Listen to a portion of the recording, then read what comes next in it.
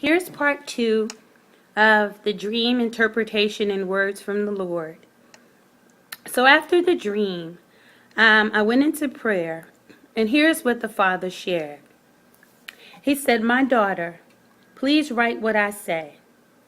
I love you, and no harm shall come to thee. Not one hair on your pretty little head, do you hear me? But these things I must share are not pleasant in any way. The time of trouble like you've never witnessed is underway. Your government is moving ahead with their agenda to invoke a police state, martial law, man control. With that, there will be an increase in shooting, and innocent, unsuspecting people will be harmed, will be killed." Then I asked about the dream and its interpretation. And I asked the Father if the dream was from him, and he said yes, and he began to speak about what the dream meant. The athlete, the young man in the dream, represents young people whose parents place their safety in the hands of man. Many do that today. They look to man for safety, for assurances, for comfort, for protection. Valuable lives are only safe in the hands of God. My hands are the only ones who can keep you in this time of trouble.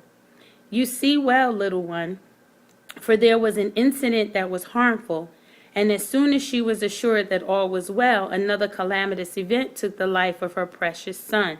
I'm going to pause there for a minute because as the Lord was revealing the interpretation of the dream, and I was kind of replaying it in my mind, I thought about how, all of the assurances were given to her that everything was okay. And I thought of, when we hear peace and safety, sudden destruction would come. That's what came to mind. So that's why he said, "You see well, little one." Now I'll continue.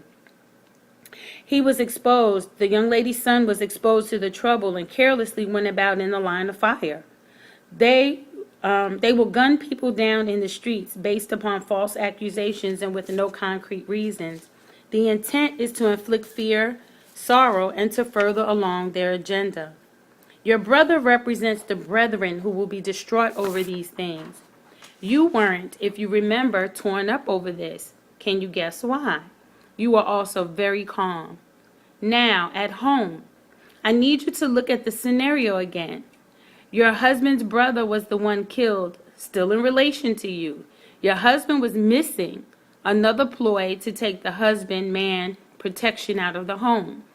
Husbands will need to be on post to watch over their families and be the priest of their homes.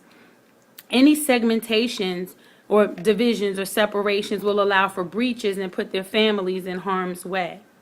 Now, with some revelation here, I also thought about Christ as representing the husband, and when he's missing from the home, how the home would also be in danger of intrusion and of breach. The police presence was cause for alarm, and they were foreign officers, for they will be used to patrol neighborhoods. They will be looking for those who will be turned in by others.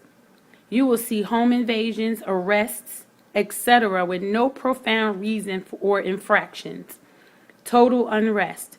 Watch your friends. Not all who are your friends will remain so. They will tip off others regarding ones that do not and will not bow to their regime. They will literally have surveillance and attempt to strip others of what they have to force compliance. The trucks are military vehicles. Look at the plates.